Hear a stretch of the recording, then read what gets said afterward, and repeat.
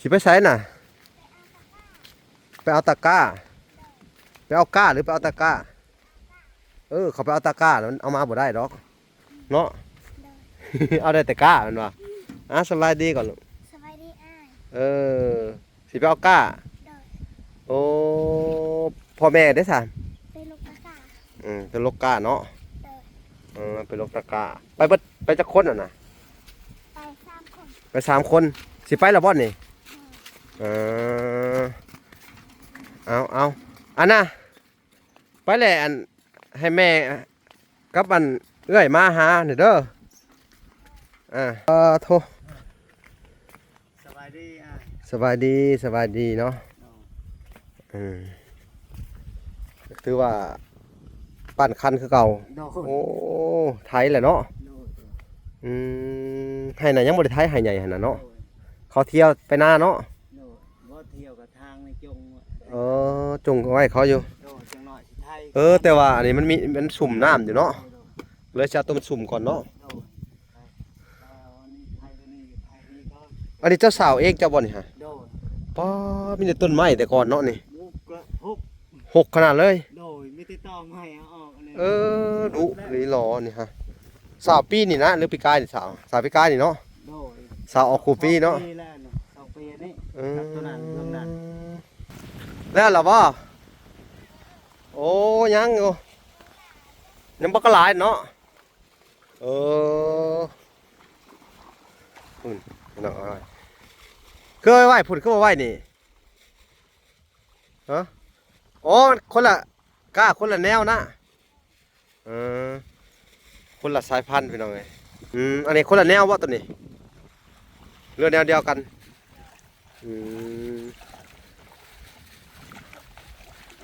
ลูกแต่เศร้าพุ่นบ่โอ้ก้าเขาเรือหลายลิ้นของเราเนาะสบายดีเด้อสบายดีอ้ายสบายดีแม่ได้สะแม่อยู่พุ่นบ่หาบก้าคือกันบ่เรือสวัสดีเถอะนี่พี่น้องไงก็เลยไปโลกกาขับเพิ่นคือสีดำเพิ่นจะรับตาก้าเนี่ยกับบ่มีน้ำซ้ำบ่มีน้ำมันแห้งเนาะเดี๋ยวเพิ่นก็สิดูดบัดนี้อันน่ะมีข่าวดีสิมาแจ้งมันลงกันไปพี่ว่าเท่ามื้อนี้มีข่าวดีได้มื้อนี้เอาไปแช่น้ำก่อนไปพี่น้องไงมื้อนี้ก็จะมาแจ้งข่าวดีเพิ่นพี่น้องไงสิได้รับข่าวดีแล้วบัดนี้ดีใจอยู่บ่นี่ดีใจไว้ท่า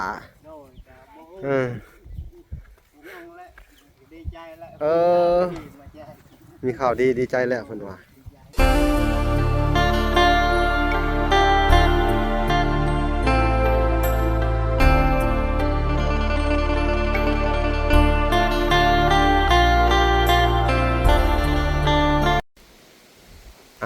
โอเคพี่น้องเอ้ยเนาะกราบสบายดีพ่อแม่พี่น้องมาเบิดสู่ผู้สู่คนพี่น้องเอ้ยกันยินดีเข้าสู่ช่อง YouTube บ่าวหลาสายบุญเนาะคุณธรรมคือเก่าพี่น้องเอ้ยเนาะเส้นเก่าเส้นเคยพี่น้องเอ้ยเนาะทักทายสบายดี FC ทางฝั่งไทยและ FC ทางฝั่งลาวและ FC ทางต่างประเทศเนาะที่รับชมบ่าวหลาอยู่เนาะมื้อนี้ทางบ่าวหลากะเข้ามาบ้านพอลูกหาพี่น้องเอ้ยบรรยากาศก็ลมปล่อยๆอยู่พี่น้องเนาะเพิ่นยังดำน้ำบ่แล้วเนาะให้ที่เพิ่นไทยวันเนาะพี่น้องแต่ก็ไว้เติบได้สิเพิ่นดำนี่พี่น้องเอ้ยโอ้สิแล้วล่ะยังเหลือน้อยนึงเนาะเงียบเงาไปเบิดเลยปุ๋ยพายุเฮือนพี่น้องเอ้ยเนาะต้องพอลูกหากะคุณป้านคันเดี๋ยวทั้งน้องลุยกันน้องซุยเนาะสิไปไสน่ะไปเอาตะกร้าไปเอาก้าหรือไปเอาตะกร้าเขาไปเอาตะกร้าแล้วมันเอามาบ่ได้ดอกเนาะ เอาได้แต่ก้ามันว่าสบายดีก่อนลูกสบายดีอ้าย สิไปเอาก้าโอ้พ่อแม่ได้สั่นไปลูกตะกร้าเป็นลูกก้าเนาะเป็นลูกตะกร้าไปเบิดไปจักคนน่ะนะไป3 คน ไป3 คนสิไปแล้วบ่นี่เอาอันน่ะไปแหละอันให้แม่กับอันเอื้อยมาหาหน่อยเด้อ มาเบ่ทุกคนมาเดี๋ยวนี้เด้อปะโท สบายดีอ้าย สบายดีสบายดีเนาะถือว่าปั้นคันคือเก่า โดน โอ้ไทยแหละเนาะ โดน ให้น่ะยังบ่ได้ไทยให้ใหญ่หั่นน่ะเนาะเขาเที่ยวไปหน้าเนาะ โดนบ่เที่ยวกับทางในจง จงไว้เขาอยู่ โดนจังหน่อยสิไทย แต่ว่าอันนี้มันสุ่มน้ำอยู่เนาะเลยจะเอาตัวมันสุ่มก่อนเนาะ โดนอันนี้ไทยตัวนี้ไทยนี่ก็ อันนี้เจ้าสาวเองเจ้าบ่นี่ฮะ โดน ป้ามีแต่ต้นไม้แต่ก่อนเนาะนี่ มุกกระพุก หกขนาดเลย โดยไม่ติดต่อไม่เอาออกอันนี้ ดุนี่รอนี่ฮะสาวปีนี่นะหรือปีกายนี่สาวปีกายนี่เนาะ โดย สาวออกคูปีเนาะ ปีแล้วเนาะ2 ปีนี่กับตัวนั้นเรื่องนั้น โดย2 ปีแล้วเนาะ หน้าเดิมเข้ากับนี่ตัวนี้นี่ มาเดิมเขาได้มีแต่ไห้เดียวหั่น แบบนี้เนี่ยโจตามห้อง อันนี้ก็แต่ละข้างว่ามีแต่ต้นไม้หมด เจ้าก็เลยซับสาวออก โดย โอ้อันนี้จังหวะคนดุของแท้พี่น้องเห็นให้เห็นเลยโดยตรงเลยคักอะลีนี่ฮะเนาะ โดยโดย ซับสาวออกมาเลย โดยที่ ค่าเขตนั้นเนาะนาเนาะตัวนั้นของเขาตัวนั้นเนาะ บนกองต้นไม้ แต่อันนี้เฮ็ดให้น้อยก้อนสิปรับให้เที่ยงกับตัวนั้นแต่จังสิเฮ็ดให้ใหญ่คือการสิเฮ็ดให้ใหญ่ โดย แต่ปรับให้เที่ยงกับตัวนั้นก่อน อื ให้ ม น้อยก็น้ำบ่อยู่ น้ำบ่อยู่เนาะ โดย โอ้หักคันนี่บ่ให้ขาดเนาะคันเนาะ โดย เฮ็ดใหญ่ตลอดเลยคันเนาะ เติมทุก เสริมทุกปีตั้งแต่เมื่อวานเนี่ยผมพี่น้องคนนี้มาผมสีด้านท่านนี่ก่อนวันเนาะดินมันยังชุ่มอยู่เนาะโอ้พี่น้องเลยซักดุ่งเอาแล้วเนาะอันนั้นน่ะซักบ่หาพากันไปลกก้าเบิดเลยเนาะมื้อนี้เขาสิดำตากะเพิ่นว่าให้ไปลกเอาเนาะ แล้วนั่นเอาสิมาซ่อน อืม สาวป้ากันลบลบเอาเองจานนี่จะ เออ เข้ากับลบใส่กาอาตาเอาตากาเขานะ อืม แล้วนั่นเขาถึงมาซอยมือ มื้อนี้เขาจะมาซอยดำ โดย เจ้าก็มีเวียกว่างแล้วบัดนี้เขามาซอยเนาะ โดย วางเห็ดเตาเห็ดหยังไป ไหวนี่ เออ สิขาดไว้ มีเวียกเห็ดเตาหาเงินต่อบัตรเนาะ โดย ดีผู้ดีเลยแหละอันน่ะไม่กับไปเห็ดเตาอยู่บ่อนบ่ละคือเว่าวานนี่เด้อ โดย เพราะว่ามามื้อนี้ก็สิมาแจ้งข่าวดีเจ้าแหละ โดย เด้อ โดย ได้รับข่าวดีอีกแล้วบาดนี้พี่น้องเอ้ย ใจแท้ ดีใจอยู่บ่ โดย ข่าวดีบ่ทันได้แจ้งเพิ่นได้นี่พี่น้องดีใจก่อนเลย ข้าวดีก็ดีใจ เออ เราบ่ฮู้ว่า อืม ดียัง เอาชนะกระถาลูกกับเมียจะมาก่อนท่า โดยโดย สิมาแจ้งแล้วก็สิอันน่ะจะเฮ็ดเวียกใหม่เนาะ โดยโดย นี่แหละพี่น้องเอ้ยคนดุของแท้พี่น้องแบบสิพ่อช่วยเหลือพี่น้องเอ้ยแต่ว่าบางคนซอยไปก็โอ้ยพี่น้องเอ้ยจักสิเฮ็ดจังไดบ่ได้ดิบได้ดีอย่างบางคนก็ได้ คือเวลาบอกทุกๆคนนั่นแหละพี่น้องเอ้ยส่วนร้ายแหละซอยไปแล้วแหละถ้าประสบความสำเร็จแล้วล่ะก็สิมอบให้ทางในมุงในบ้านเนาะเพิ่นดูแลต่อไปถ้าสิให้ซอยต่อไปตลอดมันก็เป็นไปบ่ได้เนาะ โดย เวลาก็บ่ได้มีงบประมาณเนาะแล้วก็ผู้ใหญ่เพิ่นก็บ่ได้มีงบประมาณที่ต้องมาซอยเหลือตลอดไปเนาะ โดย พอซอยแล้วไปแล้วก็มันขึ้นอยู่กับอันน่ะความขยันความดุของไผมันพี่น้องเอ้ย โดย ใครอยากกินก็เฮ็ดกินเนาะในเมื่อได้ของที่เพิ่นให้ไปแล้ว โดย ในเมื่ออันน่ะบ่อยากได้ก็จักสิว่าจะได้แล้วเนาะ แม่นแล้ว ใครอยากขายก็มันสิทธิ์ของเขาก็แล้วแต่ของเขาบาดนี่เอ้า เขาบ่อยากได้ เขาบ่อยากได้จักสิว่าจังไดเนาะในเมื่อซอยไปแล้วล่ะก็คือเจ้าคือกันแหละ แม่น ถ้าอยากได้อยากดีก็เฮ็ดเอาคือว่าสิเนาะ โดยโดยก็คือ อืม ดีแหละก็อยากได้ก็เฮ็ด แม่นจักสิเฮ็ดจังไดพี่น้องเอ้ยมันขึ้นอยู่กับแต่ละคนมันก็บ่คือกันเนาะ แม่นนะ บางคนก็อันนะได้ไปแล้วก็ขายบางคนก็ได้ไปแล้วก็บ่นุงถนอมก็ดีใจเฮาก็ โดย ผู้ที่ช่วยเหลือก็ได้เนาะ โดยโดย เอาแล้วก็ผู้ใหญ่เพิ่นผู้ที่ให้ไปหั่นแหละเพิ่นก็ หายไปแล้วก็รู้จักคุณค่าของเพิ่นก็ดีใจนำแหละ โดยบ่มีให้อันนั้นบ่ให้เขาผิดหวังนะ อืม เฮาสิสู้ จนสิสู้เลย โดย มันต้องแบบนี้เนาะหากเขาก็บ่ฮู้ดอกอนาคตสิเป็นจังไดเนาะ โดย พี่น้องเอ้ยแต่ว่าตอนนี้สู้อยู่กับตอนหน้าได้ซะ นั่นแหละสิสู้ต่อไปแหละ มันต้องสู้ไป โดย สู้แต่ตอนเฮามาตอนเฮาบ่มาบ่สู้ได้เฮ็ดได้ซะ เอาเฮ็ดตลอด ยอมรับอยู่ เฮ็ดตลอดพี่น้องเอ้ยยอมรับคนลูกหานนี่ขยันอีหลีพี่น้องเอ้ยเนาะมึงดูพี่น้องแดดๆบ่ได้อยู่บ่ได้เซาท้ายไห้ทนา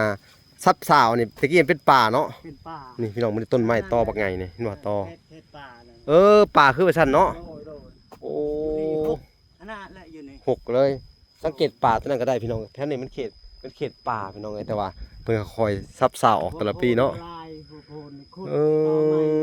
อหัวโพนก็หลายขุดต่อไม้อีกเนาะ โดยจูดทิ่มหมดแล้วนี่ เออ จนเพียงอันนี้ เอ ตะกี้ อ มันบ่ได้เพียงคือนั่น เออคักเขาว่าซั่น เอียงข้างหนึง เออเนาะ เริ่มเพียงแล้ว เออ มันปรับนี่ก็ปกติแล้ว ถ้าจะปั้นคันได้แล้วก็ปรับได้ก็น้ามันก็อยู่แล้วเนาะ โดย คักเลยแค่แต่ว่าอากาศเย็นในมื้อนี้ตากแดดกันแล้วเนาะ โดย นี่พี่น้องเอ้ยก็คือเก่าพี่น้องเอ้ยมื้อนี้ปั้นให้ปั้นคันเนาะแล้วดูการเฮ็ดให้เห็นหน้าก็อยากให้เพิ่นพาเฮ็ดแล้วไว้ๆพี่น้องเอ้ย โดย ถ้าแม่นมีน้ำนี่ประมาณมื้อเดียวเนาะ โดย ก็ว่า ก็มือเดียว ถ้ามีน้ำเนาะ โดยวันหนึงก็แล้วรอบสี่ไห้นี่ มีน้ำก็มีกะว่าซั่นซะ โดย ถ้าบ่มีกะก็คือเก่าแล้ว แม่ เบิ่งพี่น้องไอ้กะนี่ครับไปขอเขามาสิพออยู่แล้วเนาะ อ้อดอก อื พ ม อละเลยน่าจะพอ เออ เข้ากับเรือที่นั่นนี่ พอเหลือหลายแล้วเขาก็เนาะ โดยก็เขาให้อยู่แล้ว พอเหลือหลายเลยเนาะพี่น้องเอ้ย ก็เอาก็บุญเติบแหละว่า เออ เนาะ คือว่าบ่ปะให้หน้าแหละ อืม หักใกล้ก็ไปเอามันแล้ว อืม ปะง่ายๆครับ เอ แล้วเก่ง อ ดียังไปขอก ะไหน โดย ถ้ายามบ่มีเนาะ โดย ไกลก็ไปเอา ไปเอา แม่นแล้วบ่อยากให้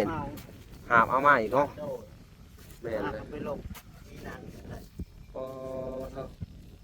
คักเอาลิซะไกลก็ไปเอาหาบมาควบอยากได้อยากกินเนาะ โดย มันต้องแบบนี้พี่น้องบ่ได้รอมืองอมืองอเท้าถ่ากินเนาะคือว่าหลากก็บอกเลยแต่ละคนพี่น้องเอ้ยถ้าถ่าแต่เอาน้ำผู้ซอยเหลือมันก็เป็นไปบ่ได้แล้วเนาะ แม่นเลย ว่าแม่นว่าเขาสิให้มาตลอดเนาะเพิ่นก็ผู้ที่ซอยเหลือกับเพิ่นนี่ดูเมตตาสงสารเท่านั้นเพิ่นจังให้เนาะ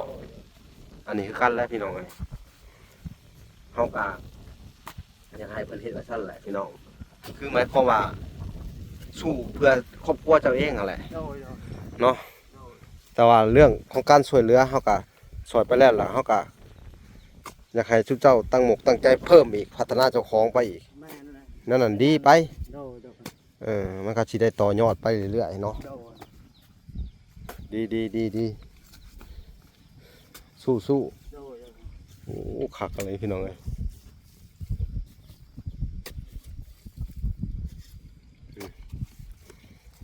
ตัวนี้ก็ยังมีน้ำค้างอยู่นิดหนึ่งเนาะ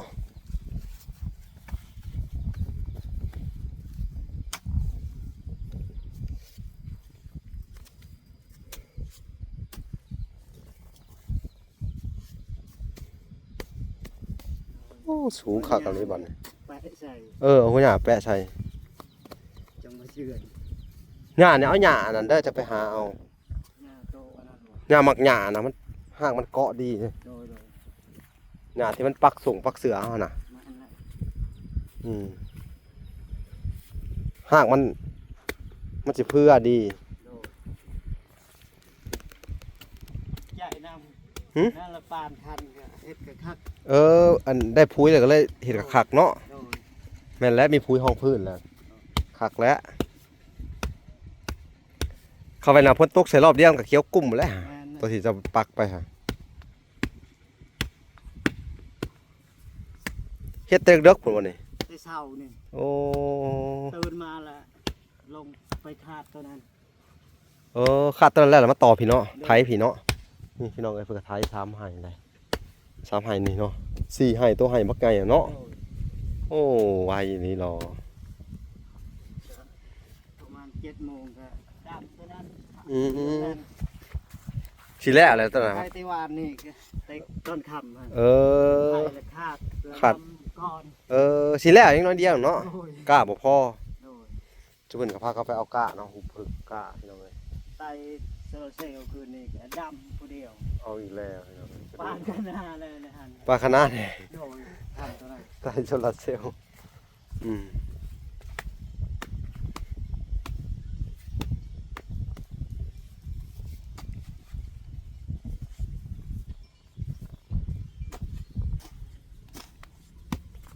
สามมันเนาะ โดย ผักแถวนี่มันเป็นหน้าอันน่ะขี้กระเดือนบ่หลายถ้าขี้กระเดือนหลายนี่มันดุดคันเนาะ โดย เอาเวลาฝนตกมาเนี่ยน้ำมันสิผ่านในหูขี้กระเดือนไปเนาะมันก็เซาะไปกับหูแมงซอนเนาะ โดย มันหมักอันน่ะดุดคันพองเนี่ยพี่น้องพูดเขียดตรงใหญ่เต้นตรง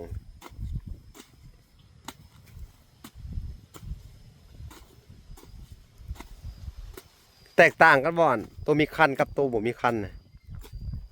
อันน่ะย่ำเฮาเกี่ยวเข่ามันสิตัวใดมันสิได้หลายกว่ากัน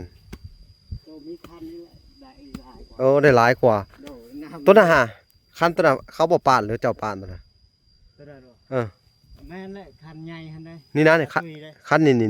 อันนี้ลาวนี่ โอ้ลาวเนาะของคนปาน ของแดนลาว เขตแดนลาวมานี่เนาะ โดย อ๋อ ของลาวนะ เออ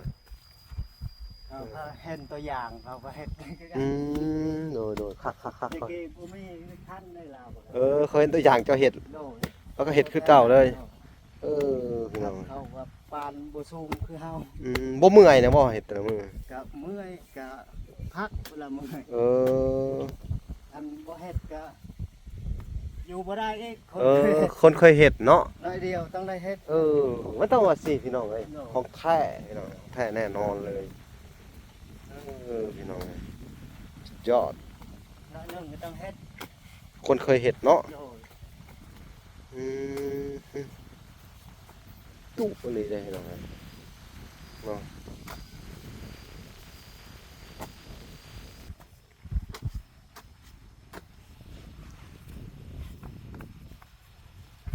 มีหญ้าเนาะคักอยู่ เฮ็ดให้ละเอียดแบบนี้ ไปเสาะเอาหัวหญ้าพุ่น โอ้ ใส่หลอกเห็น เอ แล้ว อ มาแปะใส่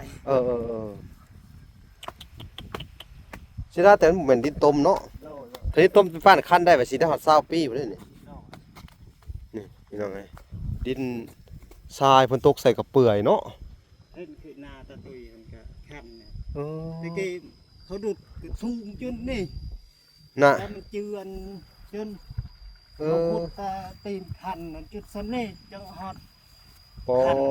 มันเจือนไว้หั่นใด แต่จุดซ้ำนี่แหละเคยขุดใหญ่ซ้ำนี่แบบนี้เคยปานขึ้นแล้วเดี๋ยวนี้ อยู่เลย อยู่เลย คักจ้างแล้วบ่ตะกี้ อันนั้นเขาให้ต่อไม้หั่นแหละต่อไม้แถวนั้นเขาให้ขุดเอา เออตอไม้ไปขุดเอาตอไม้หั่น โดยแล้วเขา อยากเอามาเผาถ่านนี่ โดย เล่พี่น้องเอ้ยแต่ว่าชั้นหน้าของเฮาอะ ปานคันนาให้เขา เออ มีก็ขุดหัวโพนให้เขา ไหวคือมาเห็ดนักแค่คงบ่ลาบนนักขนาดนั้นเรามีแต่ป้ายคันหน้าซื่อๆเนาะ3คันซื่อๆเนาะ หัวโพนเวลามันสวดออก แต่ว่าไม้ของเฮาหาแบบว่าหลายได้ของเฮาหา โดย ไม้หากองเพ่งแต่เฮาหาสิให้เจ้าเอาไม้ตัวหนึงอ่ะมันหลายอีหลีหรอมันเป็นน้ำไม้กกสลองคองเป็นตุกสงคาโต้ยนี่แต่เอาโลดแถวป่าเต็มอยู่เอาให้เบิดเลยไม้ตัวนั้นแล้วก็มีหลายไม้อยู่ที่ให้เอา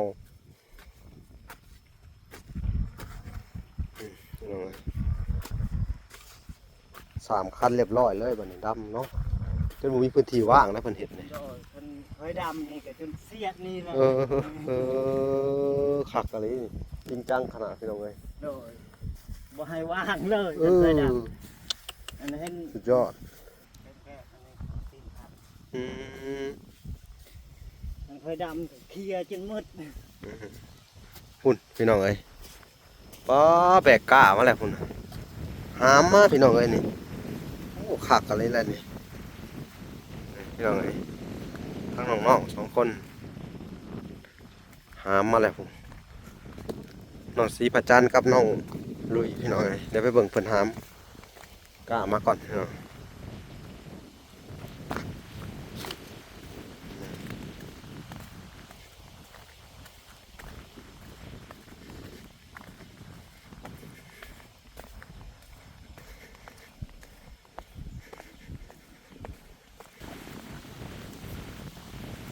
แล้วเหรอบ่โอ้ยังอยู่ยังบ่ก็หลายเนาะเออพุ่นพี่น้องเอ้ยเคยไหวพุ่นคือบ่ไหวนี่ฮะโอ้คนละก้าคนละแนวนะเออคนละสายพันธุ์พี่น้องเอ้ยอันนี้น่าจะเป็นข้าวแนวอันน่ะข้าวแดงข้าวขาวบ่เลยมันจะบ่ปนกันบ่อันนี้คนละแนวบ่ตัวนี้เรือแนวเดียวกัน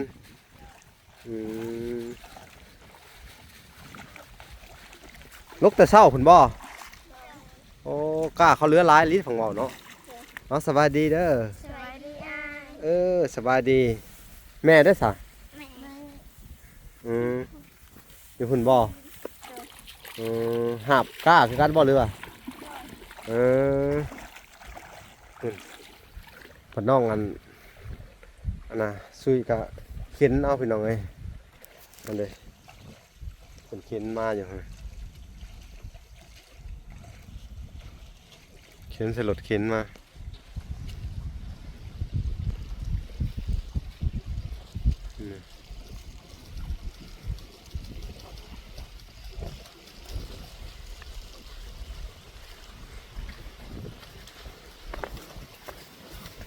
ได้จักมัด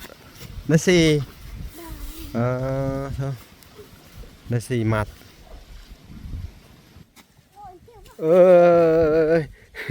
ตกขุมเอาลูกแส่น้ำไว้อันนี้โอ้โหหุ่นพี่น้องสิเป้าอีกบ่นี่ ราดว่าสิพาขับเป้าอีกบ่สิไปลกอีกคนมาทีละหน่อยพี่น้องไงพี่น้องเอ้ยตัดภาพมันอยู่ทางแม่เพิ่นพากันหาบเพิ่นหาบเอาเนาะลูกหามมาพี่น้องเอ้ยโอ้ได้ข้างละ2สวัสดีเถอะนี่พี่น้องเอ้ย ก็เลยไปโลกกาขับเพิ่นคือสีด เพิ่นอยากรับตา ำแม่ ก้าเนี่ยกับบ่มีน้ำซ้ำบ่ บ่มีน้ มันแห้งเนาะ ำเดี๋ยวเพิ่นก็สิดูด สิดูดไทย โดย คืองามแต่ก้าเนาะ งามเนี่ย เขาใส่ปุ๋ยเนาะ แมน ทั้งใหญ่ทั้งยาวเลยก้าก็ได้พี่น้องเอ้ยมาแต่ลกก้าเนาะ โดยแต่เช้าๆพูอ้างบัดนี้อันน่ะมีข่าวดีสิมาแจ้งมันลงกันไปพี่ว่าเท่ามื้อนี้มีข่าวดีได้มื้อนี้เอาไปแช่น้ำก่อนไปพี่น้องเอ้ยมื้อนี้ก็จะมาแจ้งข่าวดีเพิ่นพี่น้องเอ้ยสิได้รับข่าวดีแล้วบัดนี้ดีใจอยู่บ่นี่ดีใจไว้ท่าโดยกับโบนั่งแล้วดีใจแล้วมาแจ้ง มีข่าวดีดีใจแล้วเพิ่นว่าไปโหยืนห่มพูไปพี่น้องเอ้ยพุ่นลูกเพิ่นก็มาหาเอาน้ำแม่พี่น้องเอ้ยโธ่ กะลกมาแล้ว กล้าขี้แล้ววันนี้โอ้ต้นนี้ก็สิแล้วเลยดำเนาะ โดยอันเอามาเลยจ้าน้องค่อยว่าไปลกไปค่อยต้นจะนอนค่อยสีดำให้ลกให้หมดเขายังเหลือ2ขาอยู่มื้ออื่นจะค่อยสิไปค่อยดำให้แล้วอันนั้นแล้วไทยไว มื้ออื่นเพิ่นก็หยิบมาซอย มาซอยเนาะ โดยโอ้สิแล้วไว้อยู่ซะเนาะ โดย มัน ทำมาซอยปะแล้วแล้วตอนนั้น โอ้ ไว้อยู่ซะ ให้ใหญ่ตัวนั้นกับซีให้น้อยนี่ กล้าก็จะว่าสิพอดีเลยเนาะ โดย อ๋อทุกเวลาอยากได้กล้าได้พี่น้องเอ้ยแต่เสียดายบ่น้ำบ่มีน้ำ นี่เขาจะหาให้ไอ้ได้นะ เออ มันต้องมีอีกการนั่นมันจะเรืออยู่น้องเคยว่าบ้านมี เออ มีคนที่เรือแล้วคนก็จะไปซอย เออ อันนั้นแหละก็เขารีบให้ดำมันนี่ก็ค่อยว่าอ้ายก็ให้ไปดำให้หน้าเพิ่นแล้วเพิ่นก็ยังบ่มีกาค่อยจังหน่อยพันอ้ายเคยนี่เรือก็ขึ้นให้ พี่น้องนี่แหละพี่น้องไอ้บาทนี่ก็สิได้แจ้งข่าวดีเพิ่นก่อนบัดนี้ให้เพิ่นมารวมตัวกันเบิด ช่วย โทยังเหลือ2คนนั่นเอาน้องวะ สองคนน่ะเอาน้อง ไผเอาไผกันแท้อ้ายเอาน้องหรือน้องเอาอ้าย โอ้โหเลยอยู่ เบิ่งกันไป ลิ้นน้ำกันเนาะ แม่น น้ำผ้าน้องดิ สุเพิ่นกับอันน่ะ เทียบ พร้อมเพรียงกันพี่น้องเอ้ยเจ้าสิแล้วไว้อยู่เนาะ โดยเสียแต่บ่มีน้ำเนาะ โดย เสียแต่บ่มีน้ำเนาะ มีน้ำอยู่ ข่าวดีกะอันนั้นเด้อสิแจ้งเลยก็ได้มื้อนี้เนาะแล้วก็เป็นข่าวดีก็คือแม่ตู้เพิ่นสินะให้เด้อ โดย ซื้อตีนรถไถให้เจ้าทั้งตีนหน้าตีนหลัง ดีใจเลย ดีใจบอก6ล้านได้มูลค่า6ล้าน3ผู้ ดีใจ ของใหม่มาเลย ใจจะสบายแล้ว นั่นแหละ แมน สิได้แล้ว ใจ ป้า สาธุให้ได้แบบนั้นเนาะ ดีใจอ่ะ หลายๆสา เอ ธุ อ ให้ได้ เออ ได้แล้วก็ดีใจหลายๆเนาะ ดีใจนำโอ้โชคดีแล้วสวัสดี แม่ ได้ตีนหน้าตีนหลังแล้วก็ได้ช่างมันพร้อม แต่ว่าอันน่ะมันเด้อ โดย อันน่ะไม้มันให้เจ้าไปตัดเอาเอง โดย มีอยู่แล้วว่ามีว่าอยู่ ก็จิคอนาบาวนั่นแหละ โอ้สนาขอนะเพื่อนเช้ามาอันน่ะ จากต้นหนึ่ง โดย พอได้เนาะ ก็ให้ผัวเจ้าไถนาอิหยังคาดหน้าให้แล้วแล้วก็ผัวเจ้าก็ไปเลื่อยเอาไม้บัดนี้ โดยไอ้โดย แต่ก็มาเฮ็ดแต่ว่ามื้อนี้ไปเอามื้อนี้ก็ได้เด้อ โดย โดย จะนอนนี่แหละไปเอารถให้เราไปเอา โดย แล้วคาดหน้าไว้ให้แล้วเรียบร้อยเลย โดย สิพาเราไปซื้อ ยืมรถน้ำเบา โอ้ยดีใจเนาะ ใจลาย มูลค่าเนี่ยประมาณ6ล้านพอดี โดย บ่ล่ะไปถามเบิ่งเบิดแล้วพี่น้องเอ้ยเนาะโอ้คักแลสิได้แก่ทานไปขายเองก็ได้บัด แม่นอ่ะ แล้วก็ ไปใส่ก็สบาย ไปใช้ก็สบายบัดนี้ พากันไป แกยังก็สบาย สำคัญที่สุดก็คือสุดจะสิได้แก่อันนั้นลูกๆไป โดย ไปเฮ็ดเต้าอยู่ในบ่อน โดยไอ้ อันน่ะไม่บ่ล่ะเด้อ แม่นโดย ไม่ก็ให้ฟรีเลยอยู่หั่นน่ะ โดยอาสา ไปก็ได้ ไม่กล้องเละอยู่เจ้าเห็นสิตกใจดอกมีแต่ไม้ทอนสัมพี่ที่เจ้าของที่เจ้าหมักเลยซ้ำนี่ก็มีนี่พอดีเลย เนาะว่าเฮ็ดอันน่ะเตาถ่านอยู่หั่นเลยบ่ต้องแก่มามันข้ามห้วยนี่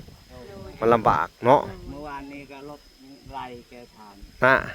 เละหมดเลยรถไทย เราไถเละเลย โดย โอ้ไม่ได้ค่อยนะหั่นได โดยแล้วดึงมันบ่ขึ้นแล้ว วันยามมันมีน้ำกับไปลำบากวันน้ำบ่มีน้ำกับลำบากกันรถแก่นักเนาะ โดย เอาอันนี้ก็ขอบคุณแม่ตู้เพิ่นเด้อให้พรเพิ่นแหน่เพิ่นหายเด้อ ขอบคุณ เจ็บไข้ขอยย่าง เจ็บให้ได้ใครอย่าให้มีใครไว้ให้ได้เด้อ สาธุเนาะเพิ่นป่วยก็คอยเพิ่นหายไวเนาะ โดย ขอให้อายุมันควันยืนเนาะหายวันหายคืนเนาะเป็นพยาธิพะเยาเนาะเป็นนั่นในเนื้อในกายก็ขอให้สวงให้เศร้าเนาะให้หายเป็นปกติเนาะให้กลับคืนมาเนาะสมกับที่เพิ่นช่วยเหลือเนาะขอให้บุญคนงามความดีเนาะที่เพิ่นเฮ็ดเพิ่นสร้างไว้เนาะไปปกปักรักษาเพิ่นให้เพิ่นหายเจ็บหายไข้หายพยาธิโรคาเนาะเอาขอให้อายุเพิ่นมันยืนสาธุเนาะโอ้ยดีใจเอาโอเคเด้อเวลากะสิได้พาจะไปซื้อเด้อเอาคลิปหน้าไปพบพ่อกันอยู่ตลาดเลยเนาะพี่น้องเนาะก็สิติดตามกันไปเลยเนาะเอาสิเจ้าก็ไปเฮ็ดเวียกก่อนก็ได้ถ้าเผื่อสงสารอันเจ้าสิไปเอารถไถเนาะไปยืมรถไถเขาเนาะโอเคพี่น้องเอ้ยไปติดตามกันต่อไปเนาะคลิปหน้าเนาะคลิปนี้ก็สิได้